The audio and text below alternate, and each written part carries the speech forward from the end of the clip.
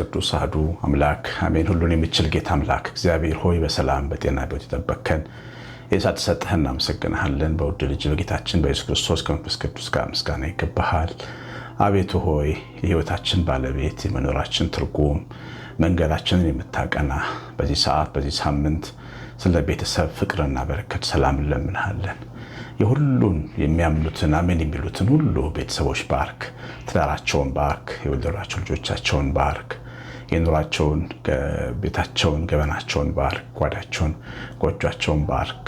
አቤቱ ሆይ ቤተሰብ አንተ የሰራኸው ምንጭ ነውና በቅዱስ ስም ባርከው። እጅህን ዘርግተህ አቤቱ እያንዳንዱን ቤተሰብ ባርክ። በጌታችን በኢየሱስ ክርስቶስ ስም በእርሱ ያለ ክብር ለአንተ ለመንፈስ ቅዱስ ይገባሃል፣ ዛሬም ዘወትርም ለዘላለም አሜን። ብሩካን እግዚአብሔር ልጆች ተወደዳችሁ እግዚአብሔር ቤተሰቦች እንደምንቆያችሁ ሁሉን የሚችል አምላክና ጌታ ስሙ ለዘላለም የተወደደ የተመሰገነ ይሁን። እንግዲህ አሁን ከነገ ጀምሮ ከዛሬ ጀምሮ ለ7 ቀናት ለቤተሰብ ነው የምንጸልየው። ቤተሰቦቻችን እንዲባረኩ የሁላችሁን ቤተሰብ እያሰባችሁ አሜን ትላላችሁ። በጎ ሐሳቡ ቅዱስ ፈቃዱ ለሁላችን ይድረስ። ዛሬ የመጨረሻ ማሳሰቢያ አንዲትን እናት በዚህ ጾማችን የበረከት ስራ የምንሰራባት እናት ድጋፍ እናደርግላታለን። ልጇ የታመመባት ጉልበልቆ የታመመባት እሷን ለማገልገል ድጋፍ አድርጋችኋል። የቀራችሁ ሰዎች ካላችሁ ምናልባት ዛሬ መጨረሻ ማሳሰቢያ ነው። 9114138 ስልኬ ላይ መልእክት አኑሩልኝ። ዋትስአፕ፣ ቴሌግራም፣ ቫይበር ላይ አድራሻዋን አስቀምጣለሁ። እግዚአብሔር እናንተን ቤታችሁን ይባርክ። ተወዳጆች እግዚአብሔር ብሩካን እግዚአብሔር ልጆች ዛሬ የምንማረው ማቴዎስ ወንጌል ምዕራፍ 7:14 ላይ ወደ ሕይወት የሚያደርሰው መንገዱ ቀጭን በሩም ጠባብ ነው፣ የሚገቡባቸውም ጥቂቶች ናቸው የሚለውን ሐሳብ ነው። እንግዲህ ጌታ በተራራው ላይ ከሰበከው በገሊላ ባህር ዳርቻ በሚገኝ ተራራ ላይ ከሰበካቸው ሕይወትን ብሩህ ከሚያረጉ ሕይወትን ከፍ ከሚያረጉ የብፅዕና ትምህርቶች የመጨረሻው ትምህርት ነው። ይሄ የተራራው ስብከት ምዕራፍ 5 ማቴዎስ ላይ ጀምርና ምዕራፍ 8 ላይ ያበቃል። የምዕራፍ 7 ፍጻሜ ላይ ያበቃል ማለት ነው። እንግዲህ ይሄ የተራራው ስብከት ሰውን ከፍ የሚያደርግ ትምህርት ነው። ሰውን በእግዚአብሔር ዓላማ እንዲመላለስ የሚያደርግ ትምህርት ነው። የክርስትና የውስጥ ይዘቱን የሚያስረዳ ትምህርት ነው። እንደምታውቁት ነው እኛ ሁላችን ክርስቲያኖች በእግዚአብሔር ልጅ ስላመንን የዘላለም ሕይወት ተካፋዮች ሆነናል። እግዚአብሔር ሞት፣ ክርስቶስ ሞተ፣ ከሰማያት ወርዶ ኢየሱስ ሞተ፣ ተሰቀለ፣ ተነሳ የሚለውን እምነት ማመናችን ብፁዕ ያደርገናል። በተለይ ደግሞ እኛ ሳናይ ያመንን ሕዝቦች ነን። ነገር ግን ይህንን እምነት ማድረግ የሚቻለው የተራራውን ስብከት ስንኖር ነው። በሕይወታችን እያችሁ ዝም ብሎ አመነና ተቀመጠ አይደለም። ሰው አምኖ በተራራው ስብከት ሕይወት ውስጥ ራሱን መመርመር ይገባዋል። ጌታ ያስተማረውን ትምህርትም ጭምር ማመን ነው። በኢየሱስ ማመን ማለት ኢየሱስ ክርስቶስን የጌታችንን ሕይወቱን ማመን ነው እና ሞቱን መሰቀሉን የሞቱን ዋጋ ብቻ ማመን ሳይሆን የትምህርቱንም ዋጋ ማመን ነው እና በትምህርቱ ውስጥ ጌታችን ተራራው ላይ ካስቀመጣቸው የብፅዕና ትምህርቶች መጨረሻ ላይ ሰው ወስኖ እንዲከተለው ያደረገው ብዙ ሰዎች የሚከተሉት መንገድ ሰፊ መንገድ ነው፣ ግን ወደ ሕይወት የሚያደርሰው መንገዱ ቀጭን ነው፣ በሩም ጠባብ ነው፣ ብዙ ሰዎች የማይመርጡት ነው ማለት ነው። ዓለም ላይ ብዙ ሰዎች የማይመርጡት መንገድ አለ። ደግነትን፣ ቅንነትን፣ ለክርስቶስ ሲሉ ራስን ባዶ አድርጎ መኖርን፣ አካፍሎ መኖርን፣ ታግሶ መኖርን፣ አፍቅሮ ታግሶ መሸከምን ይህን ብዙ ሰዎች ይህንን እውነት አይቀበሉት። መቼም ስለዚህ አላስረዳችሁም የዓለም መንገድ ምን እንደሚመስል። አንዳንድ ሰው ጠላቱን መውደድ አይደለም ወዳጁን የማያኖር ሰው አለ። ራሱ ጠላት ይሆናል፣ ያንኳኳም ያጠቃል። በጣም ሰፊ በር ብዙ ሰዎች የሚገቡበት በር ያው ዓለም ላይ ተከፍቶ በራችን ከፍተን ስንወጣ ስልካችንን ስንከፍት ሜዳችንን ስንከፍት የምናየው ዓለም ነው። በጣም ሰፊውን ግን ቀላሉን ሰዎች ይከተላሉ። የሚያሳዝነው ግን እኛም ክርስቲያኖች ሰፊው መንገድ ነው የምንከተለው። ሰፊው በኑሯችን ስንመረመር ሰፊው መንገድ ነው የምንከተለው እና አንድ ጊዜ አንዲት ወጣት ልጅ ትታመማለች ብዙ ጊዜ እና ጸበል ቦታ ወሰዷት እና ላዩ ላይ ያለው መንፈስ ሲለፈልፍ ምን አለ? አልለቃትም አለ። አልለቃትም፣ ምክንያቱም እሷ ወንድሟን አልለቀችውም አለ። ምን ማለት ነው ሲሉት ወንድሟን ይቅር አላለች። ስለዚህ እግዚአብሔር በእሷ እንድኖር ፈቅዶልኛል፣ አታስለቁኝም አለ። እና ያው አንዳንዴ አጋንንት ቶሎ ለቆ ላይወጣ ይችላል። መለስ በል አይምሯን መልስ ብለው አሉት። ከዛ ከተቀጠሽ በኋላ የተፈጠረው ነገር ሲጠይቋት በወንድሟ ላይ ጥልቅ ቂም ይዛለች። የጎዳት ነገር እንዳለ እውነት ነው፣ ግን ወንድሟ አልለቀውም ብላለች። በቃ ይቅር አልለውም ብላለች። ስለዚህ ጠላት በሷ ላይ ስር ሰብሎ ተቀምጧል። እና መምህሩ አባው በመጀመሪያ ያደረጉት እሷን ማስተማር ነበር፣ ይቅርታ ማስተማር ነበር። አያችሁ፣ መሰረቱ ይሄ በሩ ላይ የሄደችበት በር የቆመችበት መንገድ ሰፊው በር ነው። ሁሉም የሚገቡበት፣ አጋንንት የሚገቡበት በር ነው። ክፍት በር ነው። አውሮ የሚመላለስበት በር ነው መንገዷ። ጠባቡ ቀጭኑን ደጅ ግን ይዛ መሄድ እንደሚገባት አስተማሯት። ቀላል አልነበረም። ወንድሟን ይቅር ለማለት በጣም ጎርቷት ነበር፣ ግን ይቅር አለች። ወንድሟን ይቅር ካለች በኋላ ስትጠበቅ በአንድ ጊዜ ላይ ያሉ መናፍስት ጥለዋት ነው የሄዱት። ስለዚህ ይኸውላችሁ ህይወታችን፣ ገበናችን፣ ኑሯችን፣ ውስጣችን ያለው ዓለም በጌታችን ትምህርት ሲመዘን ምን እንደሚመስል እናንተ ሰሚዎች ታውቃላችሁ። እናንተ የተወዳችሁ የእግዚአብሔር ልጆች ታውቃላችሁ። ጠባቧን መንገድ፣ ጠባቧን ደጅ ይቅር ማለትን፣ ክፉን ሰው ይቅር ማለት ልዩ ሰው የጠባቡ ደጅ ገቢዎች በጠባቡ ደጅ የገቡትን ሰዎች መሆን ያስፈልጋል። ልዩ ሴት መሆን አለብሽ፣ ልዩ ወንድ መሆን አለብሽ። እኝክ ካርጎ የበላሽን ሰው ይቅር ማለት፣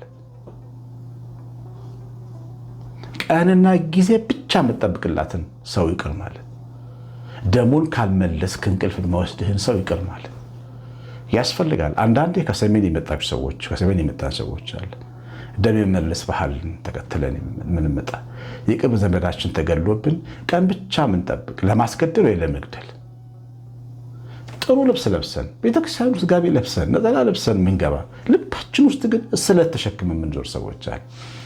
ጠባቡን ደጅ ምረጡ፣ ይቅር በሉ። በቀል እግዚአብሔር ነው በሉ። የእግዚአብሔርን ስራ ለእግዚአብሔር ተውለት። ከእግዚአብሔር ወንበር ላይ ተነሱ። እንሳሳታለን። ያለ ልካችን የተቀመጥንበት ወንበር ላይ ተሰብረን እንወድቃለን።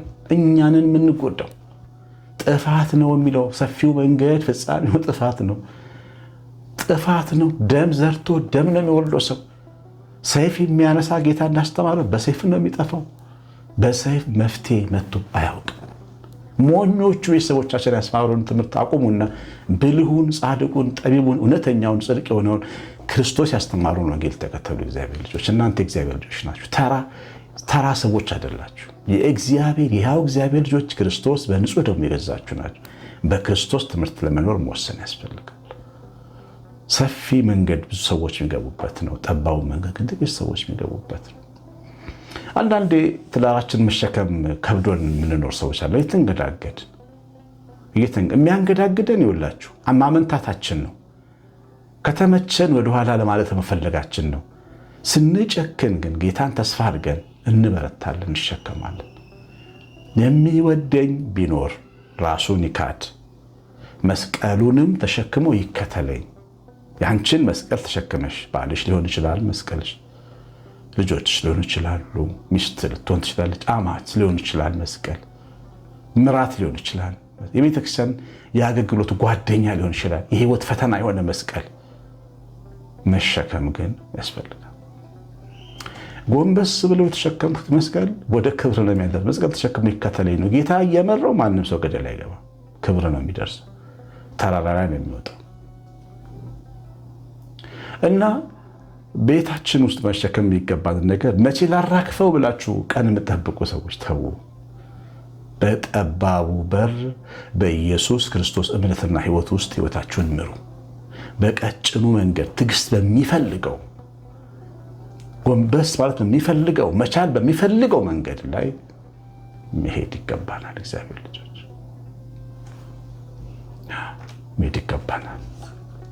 ጠባቡ ደጅ ቀላል አይደለም፣ ቀላል አይደለም።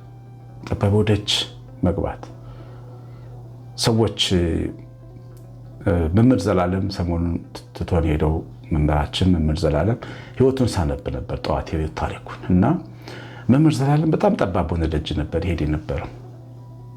በጣም ታዋቂ ሰው ነው፣ ግን አናውቀው ራሱን ደብቆ፣ ነገር ግን ዋጋ የሚያስከፍሉ ስራዎችን ይሰራል። ጤናውን መጠበቅ ትቶ ሰው ይጠብቃል፣ የሰው ጤና ይጠብቃል። የዓይነ ስውራንን እንጀራ፣ የታመሙ የነዳያንን ሆድ ይሞላል፣ የታሰሩ ሰዎች መንፈስ ያጽናናል። እሱ ጠባብ ደጅ ላይ ነበር የሚሄደው፣ ቀጭኗ መንገድ ላይ ነበር የሚሄደው። በጣም ቀጭኗ ውልፍት ብትሉበት ገደል መግባት የሚመስል ሰው ገደል ገባችሁ እያለ የሚስቅብን መንገድ ማለት ነው። ገደል ገባችሁ እግዚአብሔርን ማወቅ ገደል እንደመግባት፣ ሞኝ እንደመሆን፣ እንደመጃጃል የሚታሰበው መንገድ ውስጥ መግባት ነው። በሱ መንገድ ግን በክርስቶስ ትምህርት ግን መሄድ ነው። ያው ይህንን መንገድ ቀጭን ያደረገው ውሳኔና ዋጋ መክፈል የሚጠይቅ ስለሆነ ነው። ጌታችንን መከተል በእምነት ጌታ ኢየሱስን ማመን ቀጭን መንገድ ነው። ጌታ ኢየሱስን ማመን ማለት ቅድም ብያለሁ፣ ሞቱ ያስከፍል የሰጠንን ዋጋ ማመን ብቻ ሳይሆን ሞቱና ኑሮ የሚሰጠንን ኃላፊነት ማመን ጭምር ነው። ልንገራችሁ፣ እኛ ጌታን እውነት አምነነው ቢሆን ኖሮ ምድር ላይ አንድም ድሃ አይኖርም ነበር። እኛ በእውነትም ጌታን አምነነው ቢሆን ኖሮ ሐኪሞች ህመምተኞቻቸውን በአንድ ጊዜ እያከሙ ያሰናበቱ ነበር። የእውነት ወንጌል ገብቶን ቢሆን የእውነት ክርስቶስ ታይቶን ቢሆን ኖሮ ብዙ ችግሮች በአጭር ጊዜ ይፈቱ ነበር። ብዙ ሰዎች ግን በሰፊው መንገድ የሚሄዱ ስላሉ ነው። አንድ የሕክምና ተቋም ሄጄ ነበርና አንድ ሰው ለመጠየቅ እና አጋጣሚ ሐኪሞቹ ስለ ህመምተኛ ጉዳይ ለመጠየቅ ፈለግኩና ሐኪሞቹ ወዳሉበት ክፍል ስጠጋ ሐኪሞቹ የሚናገሯቸው ንግግሮች ይሰሙኛል። እንደዚህ አይነት ዋርድ ላይ እንዲህ አይነት ክፍል ላይ አንድ በሽተኛ ተኝቷል፣ ሂጂ እዩ ይላል አንደኛው ዶክተር። እባክህ ደክሞኛል ትላለች አንደኛው ሐኪም። እርስ በርሳቸው በሰውየው ነፍስ ላይ ይፎካከራሉ። ያ ሰው እኮ ቤተሰብ ይጸልይለት፣ የንስሐ አባቱ ይጸልይለት፣ ዳን ይዳንልን፣ ልጆቹ አባታችን እንጣለን እያሉ ይጸልዩለት ነው። ሐኪሞቹ ግን ክፍል ውስጥ ተቀምጠው ይፎካከራሉ፣ የእሱን ጤንነት ፕሬዠሩን ለመለካት ወይም ደግሞ ቁስሉን ለማየት። ስለዚህ ይህ ሰውዬ የደከማት ሐኪም ባጋጠመችው ሊሞት ይችላል ማለት ነው። እሷ ተኝታ ወይም መጻፊያ ነው። ወንጌል ገብቶን ቢሆን ሰው አይሞትብን የሚያውቃችሁ ለዚህ ነው። ወንጌል ቢገባን የሰው ዋጋ ይገባናል። ሰውን በክርስቶስ እናየዋለን። ጠባቡ ደጅ ይሄ ነው። ሰውን በክርስቶስ ማየት፣ እስላም ሳይሉ ክርስቲያን ሳይሉ እግዚአብሔር የለሽ ኤቲስት ነው ሳይሉ ጴንጤ ነው ሳይሉ ኦርቶዶክስ ነው ሳይሉ የመጣን እጅ ላይ የወደቀን ሰው ማገልገል፣ ሰውን ማገዝ፣ ለሰው ማዘን፣ ለሰው መጨነቅ፣ በሰው በበረከት መደሰት፣ በሰው ስኬት እልል ማለት፣ ይሄ ነው ቀጭን መንገድ። ብዙዎች በማይገቡባት ቀጭን መንገድ የሚገቡትን ሰዎች እንድንሆን ነው ወንጌል የምታስተምረን። ተስፋ አደርጋለሁ ብዙ ሰዎች በዚህ መንገድ እንደምን ልዩ ሰዎች እንደሆነ ይህን የምትሰሙ ልዩ ሰዎች ሁኑ። ልዩ ሰዎች፣ ሰው የማይገምታችሁ ሰዎች ሁኑ። ስውር እግዚአብሔር ሰው ሁኑ። የምትሰሩት ድብቅ ነገር ይኖራችሁ፣ በእግዚአብሔር ሚዛን ላይ ተቀምጦ ዋጋ የሚያሰጣችሁ፣ ብረት የሚያረጋችሁ፣ የሚያከብዳችሁ፣ ክቡድ የሚያረጋችሁ ልዩ ሰዎች ሁኑ። በቀጭኑ መንገድ ተሰውራችሁ የምትሄዱ ሁኑ። እንዳትመረሩ። ትዕግስት ይፈልጋል ህይወት ትዕግስት ይፈልጋል። ስስትን፣ ትዕቢትን ማሸነፍ ይፈልጋል ህይወት።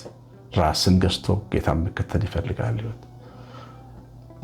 ያንን ሰው ሁኑ። ጌታን የሚሰማ ሰው ሁኑ። እውነተኛ ክርስትና እሱ ነው። ቃሉን አሜን ብቻ ሳይሆን አሜንን በስጋ ማሳየት፣ እምነትን በተግባር ማሳየት፣ በውሳኔ በህይወት ድርጊት ማሳየት። ከዚህ በኋላ ክፉ ሰው አልሆንም ማለት እግዚአብሔርን ፈርቼ እኖራለሁ ማለት፣ ዋጋዬ በሰማይ ነው ብዬ መኖር፣ ሰማይ ያየኛል ብዬ መኖር፣ የተከፈተ ሰማይ እያየው መኖር። እሱን ውሳኔ ወስኑ። እግዚአብሔር የተለየውን ሰው እንሆን። ያንን ሰው መሆን ያስፈልጋል። በጠበበው ደጅ ግቡ። የሰማነውን በልቦናችን ጻፍልን። እግዚአብሔር ቸርነት የእናታችን የእመቤታችን ረድኤት በረከት የምላት ጥበቃ አብሮን ይሁን። ኢየሱስ ክርስቶስ በመንፈሱ ይባርካችሁ። ቃሉ በልባችሁ ውስጥ እንደዚህ የተፈሶ የሚሰራን የሚያንጸን ይሁን። የክብር መዝገብ ሆኖ ሸክላውን የሚያከብር ያድርግልን። የቀደሙ ማሳሰቢያ የዳዊቱን እናት ማሳሰቢያ አትርሱ። ኮሜንት ላይክ ማድረጋችሁንም አትርሱ። እግዚአብሔር ይባርካችሁ። ቀሲስ አሸናፊ ገብረማርያም ነኝ። ሰላም